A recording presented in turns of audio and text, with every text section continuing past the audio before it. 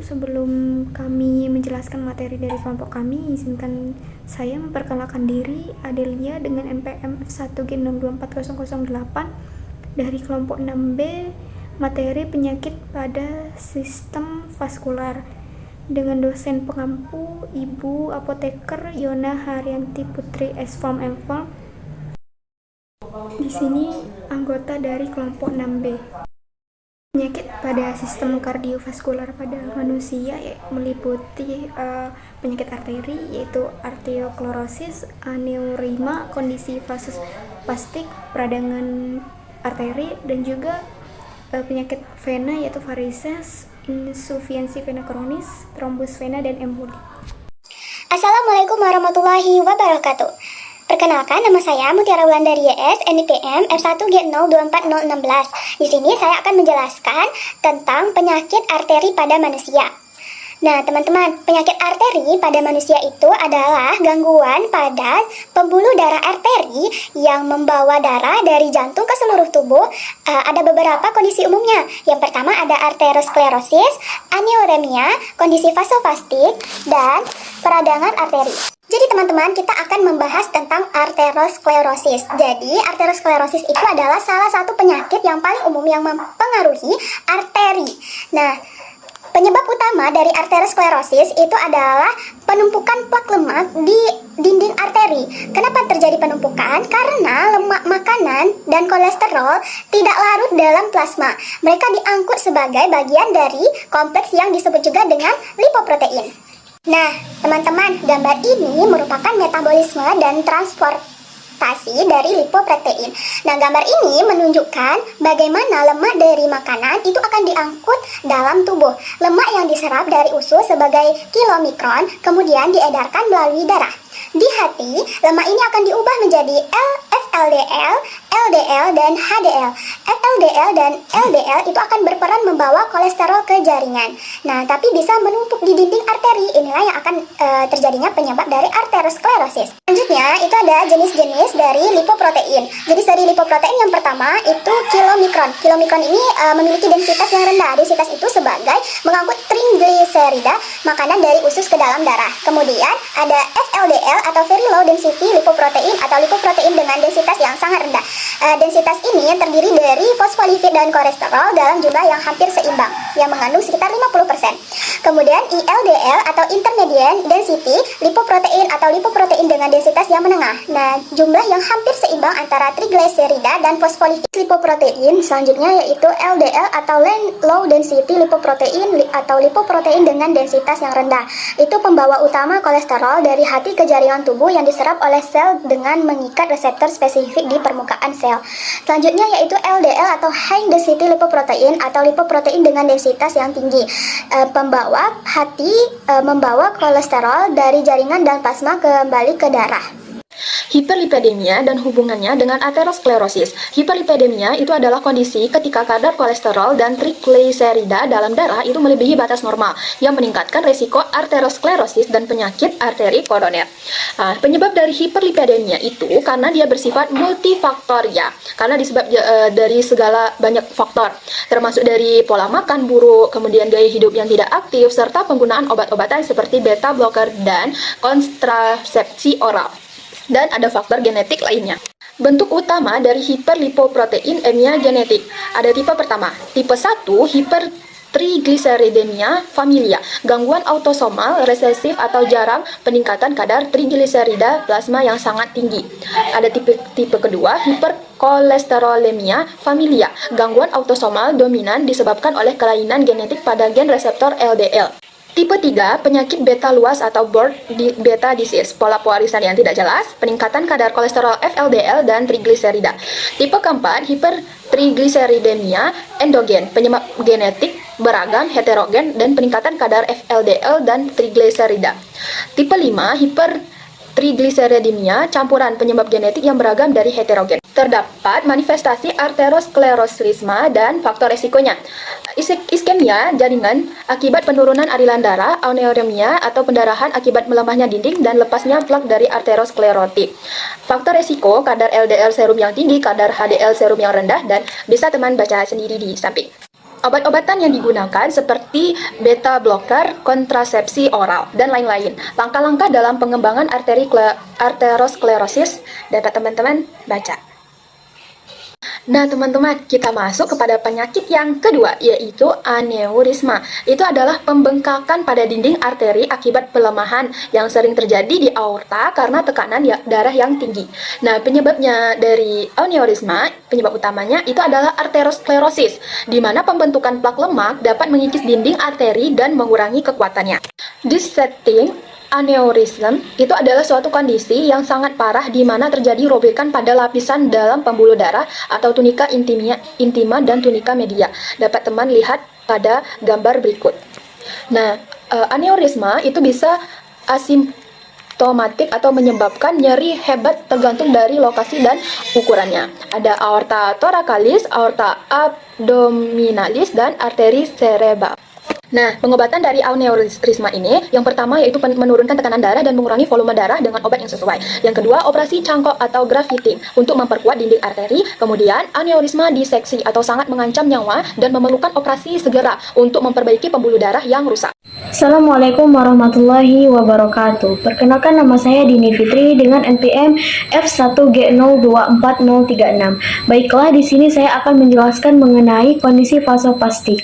Nah, kondisi vasospastik ini terbagi menjadi dua, yaitu ada penyakit Raynaud dan fenomena Raynaud. Baiklah, yang pertama saya akan menjelaskan mengenai fenomena Raynaud.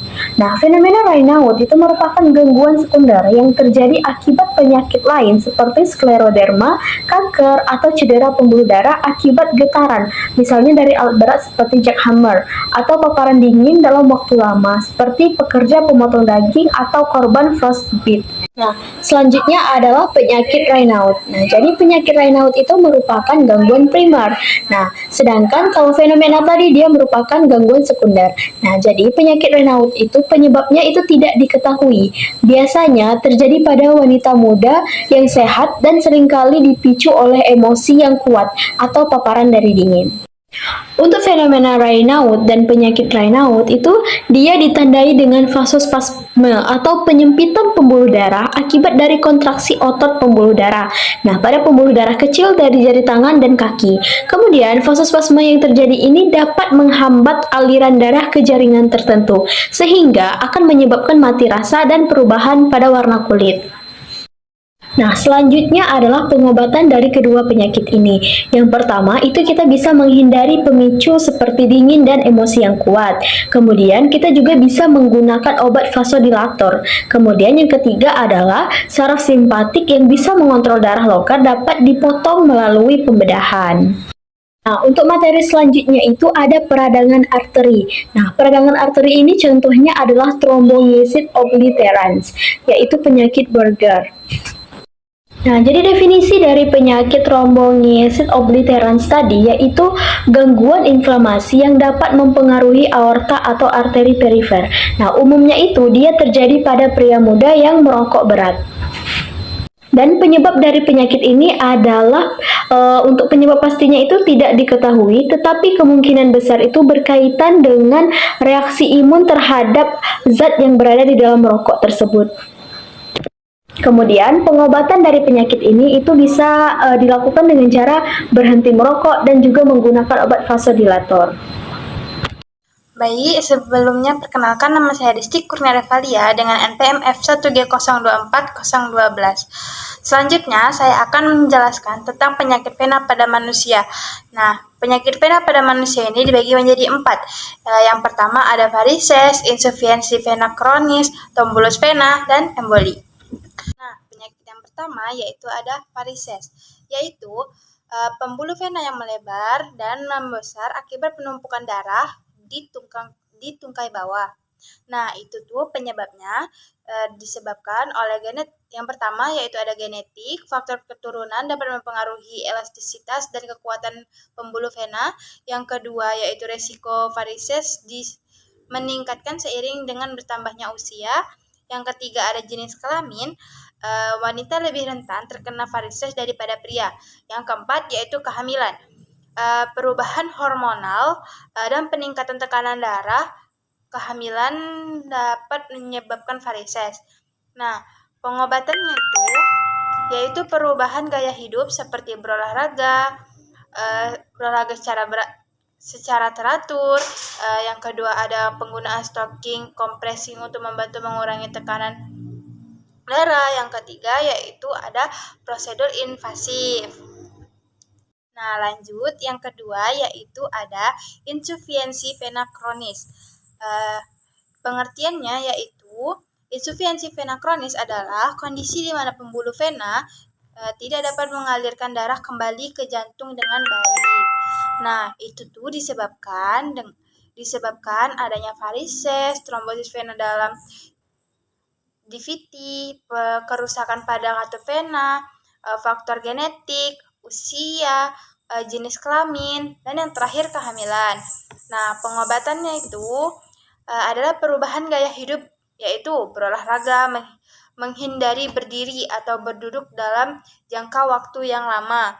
Yang kedua yaitu penggunaan stocking kompres. Yang ketiga yaitu prosedur invasif.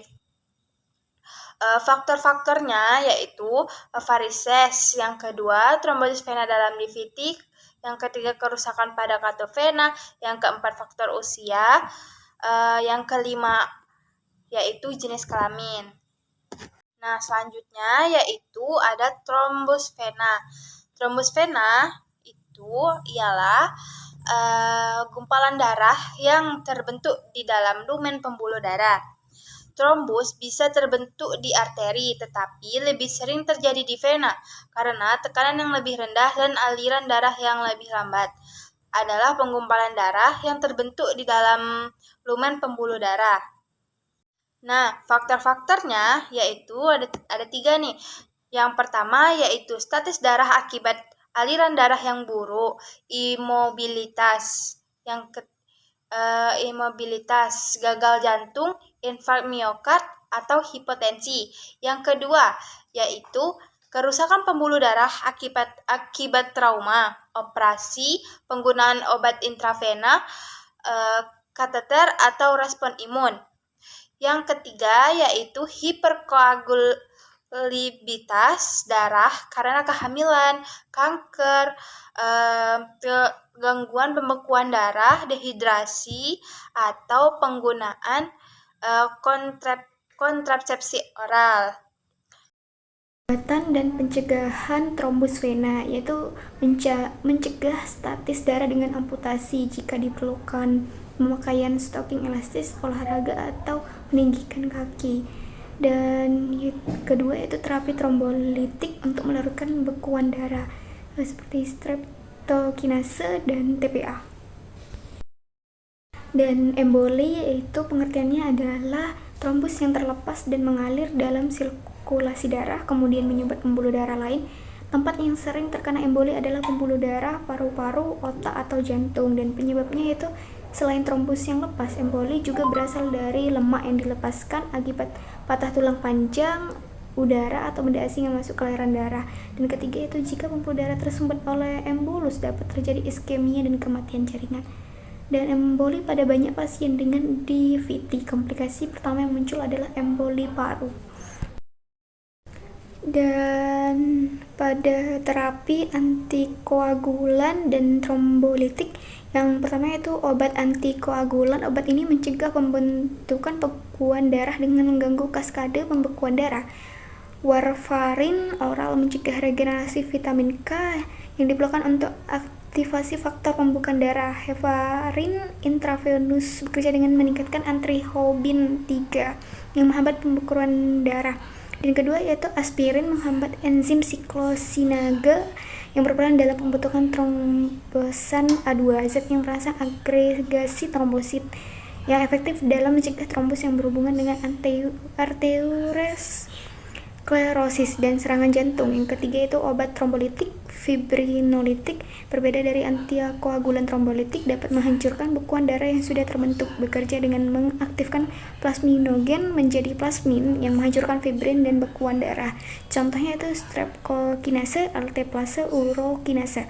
Efek samping utamanya itu pendarahan berlebihan, digunakan secara klinis untuk mengurangi angka kematian akibat infark miokard.